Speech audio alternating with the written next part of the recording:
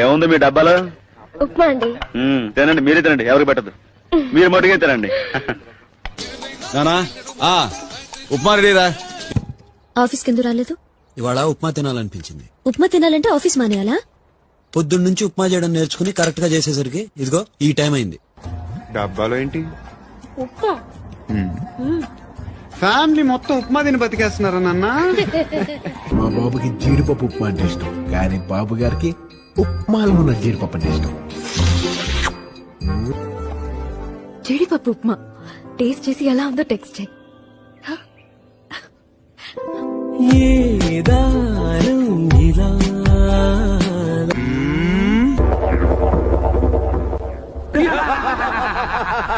ఎందుకయ్యా నవ్వుతారు? మొగుడు శవం నట్టింటో ఉంటే వంటింటో ఉప్మా తింటా అంటే నవ్వక సత్తావా? వద్దండి. ఉప్మా